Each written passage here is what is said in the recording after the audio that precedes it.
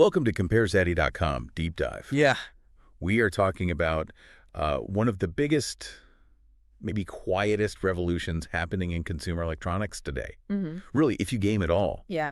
Whether you're a seasoned pro or you just, pick up a controller on the weekend, you know the frustration we are about to solve. Stick drift.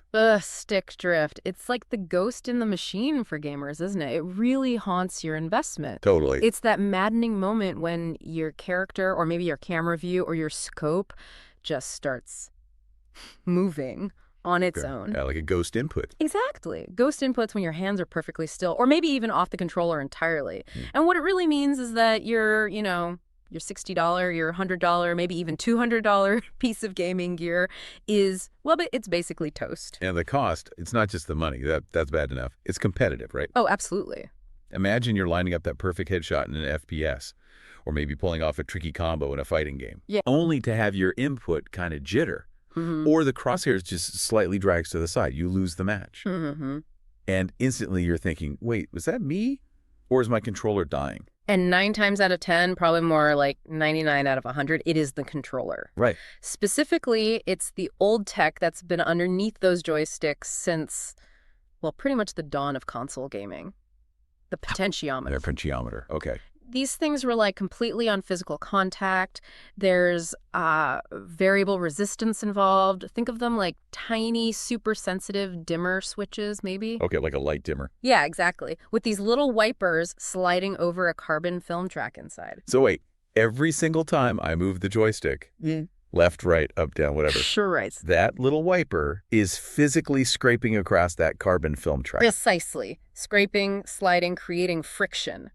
Every single movement. Ah, okay. And that friction, that constant physical contact, that's the villain here. Over time, it just wears down the carbon film and degrades it. Makes sense. And it creates this microscopic debris inside the mechanism, tiny bits of dust, carbon fragments, maybe even tiny metal filings from the wiper itself. Oh, wow. And this gunk, it falls into the works, it interferes with the electrical signal path, so the resistance reading becomes unstable, it's not clean anymore. Right. Instead of a nice, smooth, stable signal coming out, you get electrical noise, jitter, random voltage spikes. And that electrical noise is what the console misinterprets as movement. Exactly, phantom movement. That is the absolute core of stick drift. And because it's based on physical wear, it's pretty much unavoidable with that design. It's baked in. Okay, so that's the sort of built-in mechanical doom we've all been living with in basically every standard controller out there. But now, here's the tech leap, the solution. And our source material has been tracking this across, 24 best-selling products? That's right. The Hall Effect joystick. And the core idea seems so simple, really profound. Yeah. Just get rid of the physical friction completely. It's a monumental shift, really. We're moving away from relying on, mechanical physics things rubbing together to relying on magnetic physics. Magnets. Hall effect joysticks swap out those physical carbon films and wipers. They replace them with magnets and stationary magnetic sensors. No rubbing parts? No rubbing parts at all. And the benefit from that, well, it translates directly into, number 1, superior precision. Number 2, way longer durability. And number 3, the definitive end, finally, of stick drift. Because if nothing's rubbing, nothing can physically degrade in the same way. Okay, and that's really our mission for this deep dive today. We've waded through a huge stack of source material, looked at everything from, sub $10 DIY repair kits. Yeah, the really cheap ones. All the way up to premium controllers costing over $100. And we've prioritized the stuff that matters. The technical precision, the long-term durability, and, crucially, the user experience, especially with those DIY kits. Right. How easy is it really to install? Exactly. So we're going to give you, the listener, a shortcut to understanding this really essential upgrade. Make sure you know exactly where to put your time and maybe more importantly, your money. Yeah, we're moving beyond just like fixing a broken thing. This is about investing in a permanent performance upgrade for your gaming. Absolutely. And hey, if you're already thinking you want to see the nitty-gritty, the detailed comparisons, the tech specs, all the in-depth reviews of the specific products we're about to talk about, you really need to head over to CompareZaddy.com. It's all laid out there right now. Definitely worth checking out. Okay, so let's properly jump into section 1. Understanding the Hall effect advantage. The why behind this tech. We've said use magnetic sensors, avoids friction. Let's break down the actual mechanics. When I push that stick, What's the sensor actually doing? What's it reading? Okay, so what's really cool here is this concept of absolute position sensing. In a Hall effect setup, you've got a tiny magnet, usually fixed to the bottom of the joystick shaft itself. Right. Then, underneath that shaft, mounted securely on the controller's circuit board, you have the Hall effect sensors. They don't move. Stationary sensors. Right. So as you move the stick, you're actually moving the magnet above those sensors. The sensors aren't measuring friction or resistance. They're measuring the change in the magnetic field, its strength, its direction. Okay, hang on. I want to pause on that distinction you made, absolute versus relative position. That sounds really important for precision, doesn't it? It's absolutely crucial. Think about the old way, the potentiometer. It's only measuring relative resistance. It basically tells the system, okay, I think I'm about 50% along my designated path of travel. Right. But, and here's the kicker, if that path, that carbon track is worn down or dirty, that 50% measurement, it's going to be inaccurate. It's compromised. Gotcha. So the reference point itself is degraded. Exactly. The Hall effect sensor, though, it's doing something fundamentally different. It's reading the magnetic field's precise location in, well, essentially three-dimensional space relative to the sensor. It knows the absolute position of the stick at any given millisecond, completely independent of any material wear or condition. Ah, okay. Yeah. That's why you get such clean, stable input data. No guesswork involved. Precisely. Rock-solid input. And that stable input, that's obviously critical. Now, our sources pointed to a specific flavor or maybe an evolution of this tech that apparently takes stability even further. TMR, tunnel magnetoresistance. What does TMR add to the mix that maybe, I don't know, simpler magnetic sensors don't have? Right. TMR. Think of it as a specialized refinement of magnetic sensing. It's designed specifically to tackle some of the, let's say, minor potential drawbacks that could theoretically come with magnetic sensing in a crowded electronic device. Things like signal stability and, importantly, power efficiency. Okay, what kind of drawbacks? Yeah. Like interference? Exactly. Controllers are small, right? They're packed tight with electronics. You've got rumble motors buzzing in there, internal wiring carrying signal. Lots of potential for magnetic noise. Precisely. So the magnetic reading needs to be incredibly robust. It needs to be able to ignore that internal chatter and just focus on the stick's magnetic field. TMR sensors are built specifically for that high accuracy, extreme stability. They ensure that even when you push the stick all the way to its edge, the reading stays smooth, precise, no weird jumps. Makes sense. And a really significant side benefit of this stability and design is incredibly low energy requirements. Power consumption. Yes. Our source material specifically called this out for the Nintendo Switch replacement modules we looked at. It said TMR technology enables ultra-low power consumption. In some cases, potentially up to 50% less power draw than the original potentiometer designs they replaced. Wow, 50%. That's huge for any portable console, like the Switch, or the Steam Deck for that matter. It's a game changer for battery life. So you're not just fixing a chronic hardware failure, you might actually be extending your playtime on a single charge. That's a massive win-win. Absolutely. Okay, let's quickly summarize then. The three core benefits that really flow directly from ditching friction and using this absolute magnetic positioning, starting with the big one. Durability. Durability, yeah. This is probably the #1 reason people are seeking this out.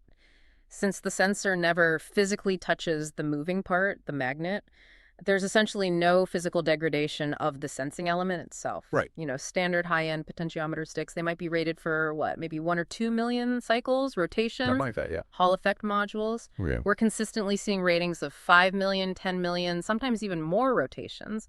The Hyperkin module, for example, was noted as being rated for over 5 million rotations. 5 million. That's basically the lifetime of the console. Probably longer. Easily.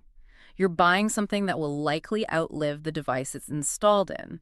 And that longevity immediately transforms the Hall effect stick. It's not just a fix. It's a smarter long-term investment. You break that cycle of frustrating failures and having to constantly buy expensive replacement. Okay, so that longevity, that directly fuels the second big benefit, precision and consistency. I'm thinking especially for high-level competitive gaming, consistency over months or years must be just as vital as pinpoint accuracy on day one. Oh, it's the absolute bedrock of competitive consistency. Think about it from a pro player's perspective. They need to know with absolute certainty that the input they register today will feel and react exactly the same way 6 months from now, a year from now. Muscle memory depends on it. Completely, because Hall effect eliminates the wear that causes that electrical signal noise we talked about. Well, you eliminate the source of wandering dead zones, jittery micro movements, and all those tiny inconsistencies that inevitably creep into older joysticks as they age. The magnetic field gives you an immediate, clean, stable signal every single time, which, by the way, also allows for a much tighter control over the game's own calibration settings, like sensitivity curves and dead zones. You can fine-tune them more aggressively because the underlying input is so reliable. Okay, durability, precision. And finally, circling back to the practical side, cost savings over time. It's just tough to swallow. Shelling out, 40, 60, maybe over $100 for a brand new controller every year or 18 months. Yeah. Just because of an inherent known hardware flaw. And that's where the savvy consumer aspect of this upgrade really shines. Controllers, especially the fancy ones like the PS5 DualSense or an Xbox Elite, they carry a premium price tag. For sure. Investing, say, $10 to $30 into a good replacement Hall effect module, or maybe $45 into a really solid integrated controller like that GameSir G7 SE we'll talk about. Yeah. Mathematically, it's an exponential win financially over time. Right. You spend a bit more up front maybe, or do a bit of DIY work. But the sheer longevity of the magnetic sensor means you break that cycle of disposable hardware. It proves that the initial investment, even if it's for a premium Hall effect controller, ends up being far more economical in the long run than just sticking with the stock potentiometer tech that's designed to fail. Okay, that makes perfect sense. Yeah. It's shifting from a consumable to a durable good. Right, let's move into section 2. This is where things get a bit more hands-on. We're talking about the DIY repair market, and this is where the story really splits, doesn't it? Depending heavily on which console you own. Oh, yeah. The difficulty level for actually fixing stick drift yourself ranges wildly, from absolute beginner all the way up to you better know what you're doing with a soldering iron. And we have to start with perhaps the most infamous victim of stick drift in recent memory. The Nintendo Switch Joy-Con. The Joy-Con drift saga. This falls squarely into the easy fix category, right? And the accessibility of these repairs is a huge reason why these replacement kits are just flying off the virtual shelves. It really is. The source material highlighted several fantastic, really budget-friendly options, like the TMR Hall effect joystick compatible with Joy-Con. Great value there, often around, $9.99 for one, maybe $19.99 for a 2-pack? Yeah, incredibly cheap. And we also saw the Bronalal brand and that really comprehensive Skipti 19-in-1 kit for just $15.99, which comes with all the tools you'd need. Exactly. But the key feature, the reason this is rated so easy, isn't just the kit, it's the design of the Joy-Con itself. How so? Well, the Joy-Cons are inherently modular, right? That old problematic potentiometer module inside. It's connected to the main circuit board using just a little ribbon cable and a simple ZIF connector, like a tiny clip. No solder involved. No solder whatsoever. That's why the installation is overwhelmingly rated by users and reviewers as easy, no soldering required. It's about as close to a genuine plug-and-play hardware replacement as you can get inside a consumer electronic device. Okay, and our sources definitely backed up that accessibility claim. We saw user comments, like one from MaxGamer42, who described the process as straightforward, emphasizing that, look, this is a fix even if you've literally never opened up an electronic device before in your life. Right. You basically follow a YouTube guide or the included instructions, use the little plastic tools, carefully pop open the case, gently unclip the faulty old module, clip in the new Hall effect one, snap it closed. Done. That's fantastic. And these replacements, they're pretty versatile, too. Incredibly versatile. They work seamlessly across the entire Nintendo Switch family. The original launch Switch, the newer Switch OLED, even the handheld-only Switch Lite uses the same Joy-Con stick design internally. Left stick, right stick, doesn't matter. Wow. They're primarily designed, obviously, to replace those old failure-prone carbon film-style sticks, and they immediately offer that superior durability and often the benefit of that TMR energy efficiency we mentioned. Right, the potential battery boost. Yeah. User Retro Racer noted the performance was immediately reliable right after installation, maybe needing just a quick minimal calibration. And that calibration, that's just done in the Switch's own system settings menu, right? Exactly. It takes 30 seconds. Just follow the on-screen prompts. So it's really an accessible, low-risk, super high-reward repair. Costs less than a couple of fancy coffees. And it permanently fixes maybe the single biggest hardware complaint about the Switch. It really kind of democratizes the Hall effect upgrade for millions of people. It absolutely does. Now, prepare yourself. Hold on to your toolkit. Oh. Because if the Switch repair was playing on easy mode, upgrading the PlayStation 5 DualSense controller, that puts you firmly into expert mode. Oh. This is the part of the source material where, frankly, a serious skill check is required before you even click buy. This is the expert fix category. Yeah. Needs a significant commitment, maybe even specialized tools. We looked at several replacement kits targeting the PS5. Specifically, there was the GuliKit TMR one, SOSS Gaming, ICPEC, Hyperkin. Right, several options. And the consensus across all of them was unanimous. Installation is rated challenging. Some even said moderate, but always with a giant asterisk. Yeah. It explicitly requires soldering skills. Or, alternatively, paying a professional to do it for you. And the fundamental difference is how the joystick is attached inside the DualSense. Unlike the Joy-Cons clip, the PS5 joystick module is soldered directly onto the main circuit board. We're talking multiple solder points. I think it's 14 pins in total. 14 pins? Wow. Yeah. So to remove the old one, you need to heat up all those solder joints, often simultaneously or very quickly in succession.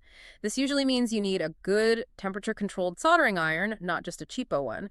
You definitely need something to remove the old solder, like a desoldering pump or desoldering wick, and probably some flex paste to help the new solder flow cleanly. And you're working on a complex, probably multi-layered circuit board that's really sensitive to too much heat, right? Extremely sensitive. You linger too long with the iron, apply too much heat, or accidentally bridge a connection, you could easily damage the board permanently. Game over for that expensive controller. Okay, this really explains why the user stories in this category are so intense. Let's take the premier option we saw, the GuliKit TMR magnetic joystick replacement kit for PS5. Costs about $17.99. It seems like a top-tier product, uses that advanced TMR tech, even throws in some nice anti-friction stick caps. Right, quality parts. But the installation narrative. Yeah. Listen to this user experience from someone called T-Double, which I think perfectly captures the challenge. They said, quote, "Not a sun install, but works as intended once you get through the soldering." Yeah. Okay, fair enough. But then they add, "Removing the old joystick is easier if you cut it into pieces first." Whoa, cut it into pieces first. Yeah, that speaks volumes, doesn't it? About how difficult it must be to safely desolder all 14 of those pins cleanly without ripping up the delicate copper traces on the main PCB. Absolutely. That suggests the desoldering is the real nightmare part. Cutting it up would relieve stress on the board while you tackle pins individually. But wow. Yeah, this is absolutely not for the faint of heart. You have to be genuinely comfortable with delicate, high-heat work on surface mount components. The reward, of course, is huge. You're breathing permanent, drift-free life back into a very expensive, otherwise excellent controller. And maybe because of that inherent difficulty, those multi-packs we reviewed start to make a lot more sense. Right, I saw that. Brands like ICPEC, Yagametal Wrong, SOSS Gaming, they offer packs of 4, 6, or even 8 Hall effect modules for really reasonable prices, like $12.99 to $17.99. Yeah, and that serves a couple of purposes. One, it acknowledges that even if you are skilled, hey, maybe you mess one up, having spares is good insurance. Good point. And two, these kits often bundle in helpful tools, the special screwdrivers needed to open the controller, tweezers, plastic prying tools, stuff that just makes navigating the disassembly and reassembly, which is tricky in itself, slightly less painful before you even get to the soldering. We also saw that VGBUS 10-pack Hall effect joystick replacement for about $28.99. And what was interesting there, besides the bulk value, was the versatility claim. Oh, yeah, that one was interesting.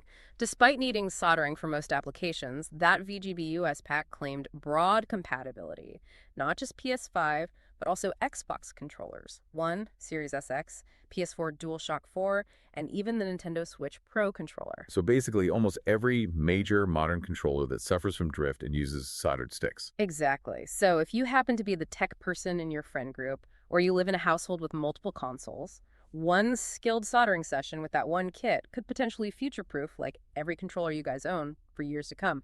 Pretty compelling value proposition if you have the skills. Okay. So the DIY market definitely provides two very distinct paths to achieving the same end goal. Hall effect nirvana. You've got the super simple component swapping for the Switch user. Yep, easy peasy. And then this demanding technical soldering gauntlet for the brave PlayStation or Xbox user who wants to repair rather than replace. But crucially, in both cases, the source material makes it clear. The Hall effect solution itself is viable, it works, and it's generally cost-effective compared to buying new controllers repeatedly. Absolutely. The tech delivers, it's just a question of your installation pathway. That is actually the perfect time for our first mid-show reminder. If you're listening to this and thinking, I need to see those difficulty ratings, or I want to compare the Gula kit versus the SOS gaming kit, now's a great time to pause and check out CompareZaddy.com. We've got all those in-depth reviews, the side-by-side comparisons, user feedback on installation difficulty, everything you need. Definitely check it out before you order anything, especially for the PS5. Okay, we've thoroughly covered the DIY components, the whole repair process, but now let's shift gears. Let's talk about Section 3. Premium controllers that come with Hall effect technology already built in, integrated from the start. Right. This is the market for the gamer who says, look, I appreciate the DIY spirit, but I want peak performance straight out of the box. Zero hassle, just give me the best. And they're usually willing to pay a bit more for that convenience and guaranteed quality. And this is where Hall effect tech really stops being just a fix for a known flaw. Yeah. And becomes the actual foundation for building a high-performance competitive input device. When manufacturers design the controller from the ground up, knowing they're using magnetic sensors, they can integrate other cool features that really leverage that core precision and stability. They can build around it, optimize for it. Let's start with the Xbox side of things. We saw some really fantastic options here that seem to deliver tremendous value. Specifically, the GameSir G7 SE wired controller. Our sources rated this one best performance, and it comes in at a surprisingly accessible price point. $44.99. That feels kind of like a watershed moment, doesn't it? Getting high-end features down into that mid-range price. It really is a breakthrough in terms of value for money. And the GameSir G7 SE, it's important to note, doesn't just include Hall effect joysticks. It also integrates Hall effect triggers. Ah, the triggers too. Okay, it's a big deal. A crucial distinction. Because guess what? Just like joysticks, standard controller triggers often use potentiometers. Of course they do. More rubbing parts. More rubbing parts, more potential for wear and tear. It can lead to inconsistent trigger pull weights over time, or even trigger drift, where the console thinks you're slightly pulling the trigger when you're not. Wow, okay. So by using magnetic sensing on the triggers as well, GameSir ensures that every single pull, whether it's just a tiny hair trigger tap for a sniper shot or a full deep pull for accelerating a car or throwing a grenade, is perfectly consistent, perfectly reliable, every single time. No degradation. Okay, that's genuinely impressive for under $50. And beyond the sensors, I assume it has the other expected modern features. Oh, yeah, absolutely. It's got simple plug-and-play setup for Xbox consoles and Windows 10 11 PCs. It has customizable back buttons, which is huge for competitive play. And users noted it has a comfortable ergonomic grip. We saw a comment from user Victor who specifically praised its sturdiness and customization. Confirms it's not just about the sensors, it's a well-built, feature-packed controller overall. A fantastic entry point into Hall effect gaming. All right, so that's the high-value performance pick. Now, if you want to see what happens when you really push the envelope, the sort of pinnacle of integrated performance, you jump up pretty significantly in price with the SCU Valor Pro Wired Performance Xbox controller. Rated most advanced by our sources, and it comes in at $109.99. Yeah. SCUF is a name synonymous with pro gaming hardware. Their entire focus is on giving players tiny competitive advantages, and the Hall effect thumbsticks are absolutely essential to their design philosophy in the Valor Pro. Okay, so what specifically justifies that $100 plus price tag? And how does the Hall effect tech actually enhance those other competitive features SCU is known for? It really boils down to minimizing input latency and maximizing customization consistency. The SQF Valor Pro uses the inherent stability and precision of Hall effect sensors to make sure that its other high-end features operate at absolute peak efficiency. We're talking about things like their highly customizable back paddles. You can map up to 16 different functions to them. Wow, 16? Yeah, and their signature instant triggers. These basically use digital switches instead of analog sensors to eliminate almost all the mechanical travel needed to register a trigger pull. It's like clicking a mouse. Super fast actuation. Exactly. But for instant triggers to work reliably and feel right, they need perfectly calibrated, perfectly consistent input sensing from the rest of the controller. If the stick input is also perfectly stable thanks to Hall effect, the entire control suite sticks, triggers, paddles becomes faster, more responsive, and more reliable than standard hardware. You're essentially paying for a meticulously engineered hardware ecosystem designed purely to shave milliseconds off your reaction times. Okay, makes sense. You're paying for that integrated, optimized, competitive edge.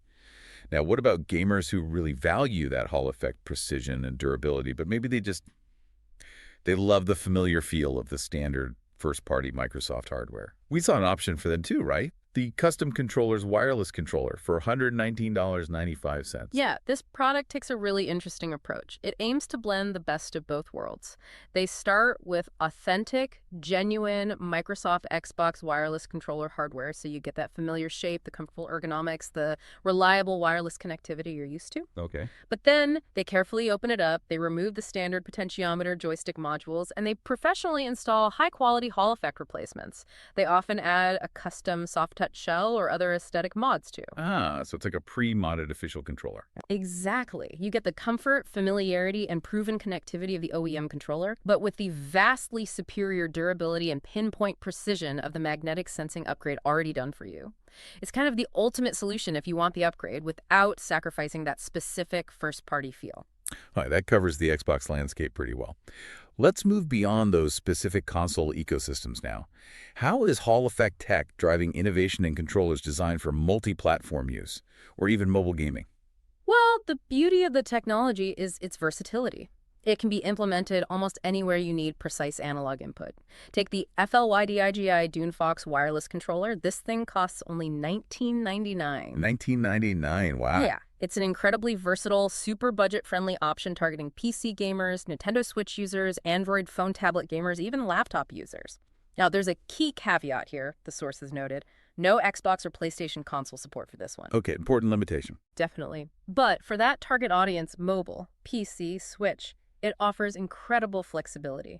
It has 3 different connection modes: standard USB wired, Bluetooth wireless, and a dedicated low-latency 2.4G wireless dongle. Plus, it boasts impressive battery life, quoted up to 14 hours without using the vibration feature. So it really demonstrates that reliable Hall effect precision is now filtering down even to the most affordable entry-level devices for certain platforms. Exactly. It's becoming democratized beyond just repairs. But then on the completely other end of the innovation spectrum, the prize for maybe the most unique feature set has to go to the man-bound interactive screen wireless controller, $69.99. The integrated screen sounds like it fundamentally changes the whole user experience. Oh, it absolutely does. This controller tackles one of the most persistent frustrations with modern customizable peripherals head-on: the reliance on separate, often kind of clunky mobile apps or PC software just to change your settings. Right, having to alt-tab out or grab your phone. Yeah, it breaks immersion. The Man-Bane solves this by building a 2-inch interactive screen directly onto the controller chassis itself, right there between the grips. Wow. So you can change settings on the fly. Totally. You can customize button mapping, adjust vibration intensity levels, create and assign macros, even tweak the RGB lighting effects, all directly on the controller using the screen and some simple navigation buttons. No app needed, ever. You can do it mid-game without breaking concentration. That is a massive usability win, especially for competitive players who constantly tweak settings. Huge win. And you get all that convenience alongside the core benefits of Hall effect sticks and Hall effect triggers, a hefty 1800 mAh battery for long play sessions, and it even comes with a convenient wireless charging dock. It's really focused on delivering uninterrupted, highly customizable, high-performance gaming. Very cool. Okay, and finally, let's look specifically at dedicated mobile gaming controllers, the kind that clamp onto your phone or tablet. We saw the GameSir G8 Plus for $79.99. Right, the G8 Plus. This is designed specifically to turn your phone, iOS or Android, tablet, or even a Nintendo Switch into a more traditional, comfortable handheld gaming device. It physically extends and clamps around your device. Okay. And it has a neat feature: magnetic interchangeable face button covers. So if you're switching between playing, say, an Xbox game via cloud streaming, which uses an ABXY layout, and then a Nintendo Switch game, which uses BayYX, you can physically swap the button caps around in seconds to match the on-screen prompt. Oh, that's clever. Avoids confusion. Very clever little touch. And it also throws in motion sensor controls, doesn't it? It does, yeah. It features a full 6-axis gyroscope, allowing for motion-based aiming or other inputs in games that support it. But again, the core value proposition, the reason it provides a console-like experience on mobile, still rests on those Hall effect sticks. They ensure that the critical precision needed for aiming, movement, platforming, all that stuff is maintained even when you're playing complex console or PC ports on a relatively small mobile screen. So it really confirms that this magnetic revolution isn't just happening in our living rooms with consoles. It's happening in our pockets and backpacks with mobile gaming too. Everywhere you need reliable analog control. The overall lesson from this section seems crystal clear then.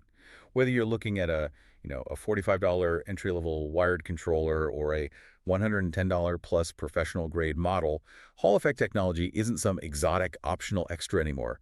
It's rapidly becoming the expected baseline for modern precision and durability. Precisely. If you want consistent long-term performance without drift, it's pretty much becoming a mandatory feature to look for. Okay, perfect time for another reminder. If you're sitting there trying to decide between the GameSir G7 SE's value, the SKU Valor Pro's competitive edge, or maybe that super innovative Manbowen with the screen, or if you're still weighing those DIY kits, head over to compareZaddy.com right now. See how they all stack up against different benchmarks for performance, durability, features, and overall value. It'll help you figure out which one fits your needs and budget best. All right, let's move into section 4.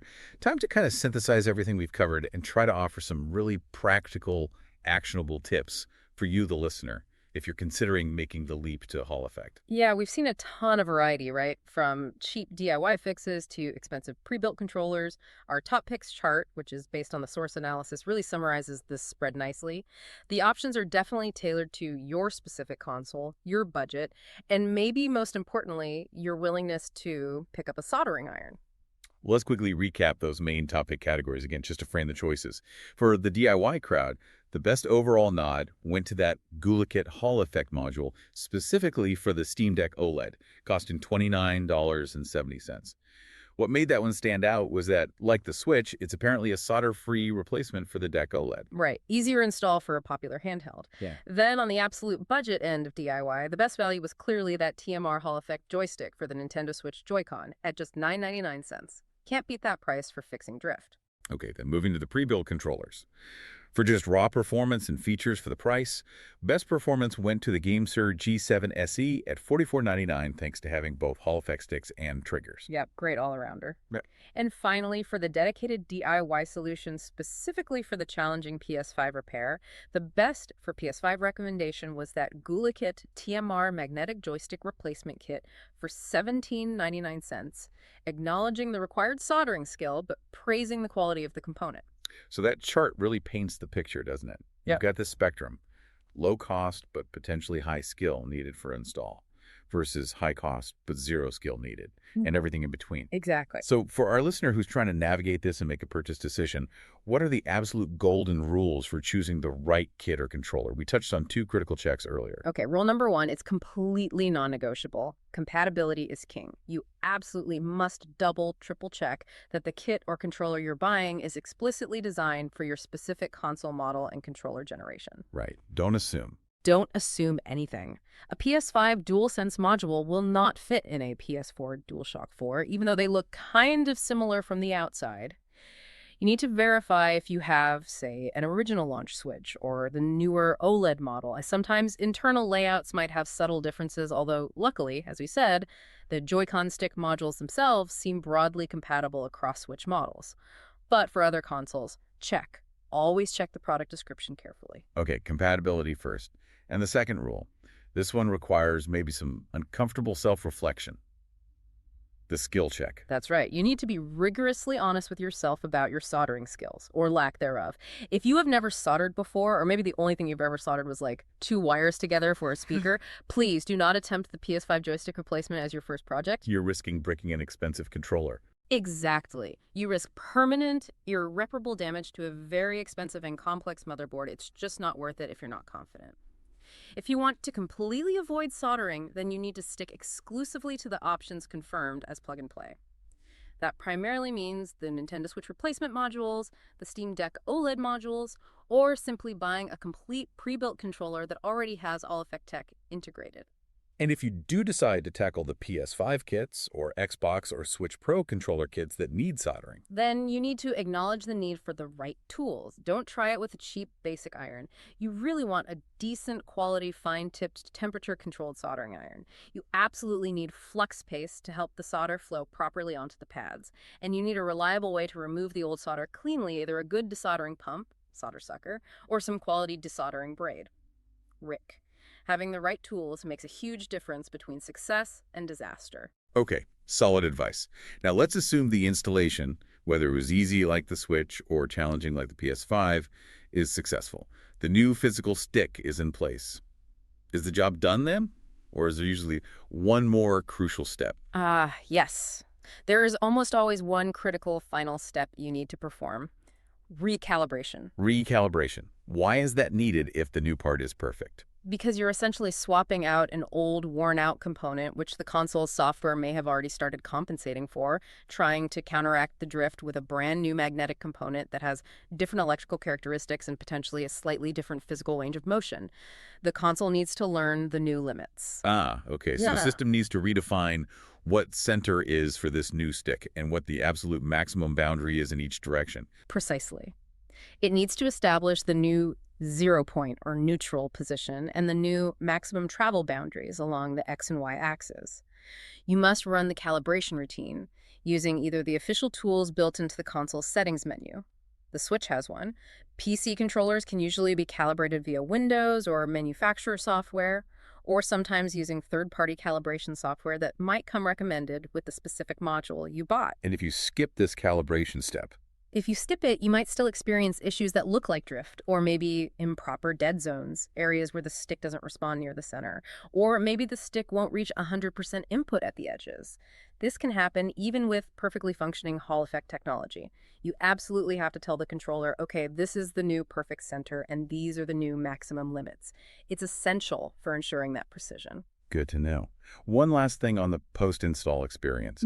What about the subjective feel of the stick? Does the new magnetic stick usually feel identical to the original one it replaced? That's another thing to be prepared for. Potentially a change in the stick's resistance or overall feel. It might not feel exactly the same. Why is that? Well, the magnetic stick mechanisms often use slightly different internal components compared to the stock potentiometers. For example, they might use metal pivot points instead of plastic cups, or different spring tensions.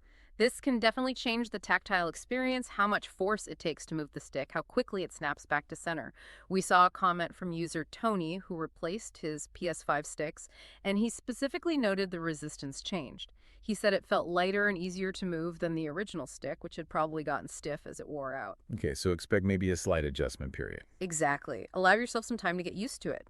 The slight change in feel is almost certainly a worthwhile trade-off for the permanent elimination of drift and the gain in precision. Makes sense. And finally, let's just quickly bring it all back one last time to that core concept, durability. Can you just reiterate why the combination of the materials used and the Hall effect technology itself makes this such a definitive permanent upgrade compared to stock? Absolutely. The core benefit comes from marrying the material science with the fundamental Hall effect principle. We've established that the sensor itself, being contactless, inherently resists wear. But the best kits and integrated controllers don't stop there. They often upgrade the surrounding mechanical parts of the joystick assembly, too. Right, the physical bits that still move. Exactly. They might incorporate more durable plastics like PBT or TPU, which resist abrasion better than standard ABS plastic. Or they might use metal components in the key pivot points where friction still occurs, even if it's not part of the sensing. This means the entire mechanism, not just the sensor, is designed to withstand that heavy usage to handle those 5 million plus rotations we talked about earlier. You're essentially replacing a system that was fundamentally designed with a built-in failure point, those rubbing carbon films, with a holistic system that's engineered from the ground up for longevity and sustained precision. It's built to last, ensuring true accuracy and consistency far, far beyond what any manufacturer's stock controller using old tech can realistically provide today. Okay, that's a powerful summary. And just before we move into our final thoughts, here's our last reminder for everyone listening. If you want to dive even deeper, compare the specs on the Gula Kit versus the GameSir. Check the price on the SCUF. Read those user reviews about installation. Do yourself a favor and visit compareZaddy.com right now. All the links, all the data, it's all there. Wow. Okay, this deep dive has really hammered home the point for me. Hall effect technology isn't just some minor improvement or a temporary patch. It feels like the definitive future for high-performance, reliable analog input in gaming. I completely agree. It's an immediate and perhaps more importantly, a permanent solution to what has been one of the most pervasive, frustrating, and ultimately controller-killing issues in gaming hardware history. Yeah, it's truly an investment, isn't it? An investment in precision, consistency, and sustained performance over the long haul.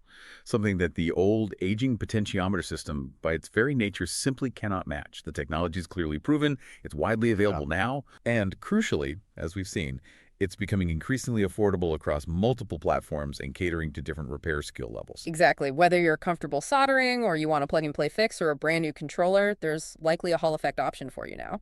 So we've seen this tech become widely available for DIY repair, accessible kits for the Switch, more technical kits for consoles like the PS5 and Xbox.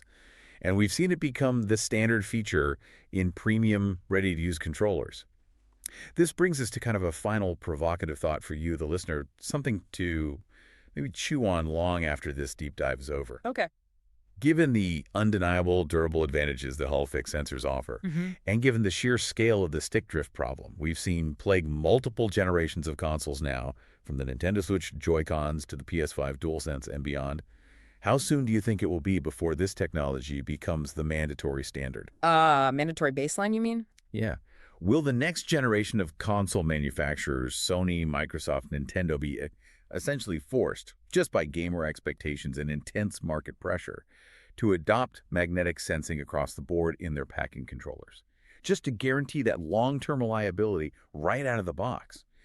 Is the era of the potentiometer in game controllers finally coming to an end? That's a fascinating question. I think that shift from it being an optional upgrade or a premium feature to becoming the expected mandatory baseline, I suspect that shift is already well underway.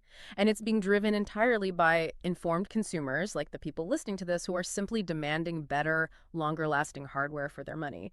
The pressure is definitely building. It feels inevitable, doesn't it? Well, thank you so much for joining us on this really extensive deep dive into the Hall effect revolution in gaming controls. Hopefully, we've given you a much clearer picture of the options out there. Hope so. And remember, if you want to compare the incredible value of that $999 Joy-Con fix against the premium performance of a $190 CUF controller, or anything in between, all the links, all the detailed technical reviews, the user feedback, it is all waiting for you right now. Just visit compareZaddy.com. That's where you can really compare all these options side by side, decide which one is right for you, and save yourself from future stick drift headaches. And with that, thank you for listening to the compareZaddy.com Compare, Decide, Save podcast.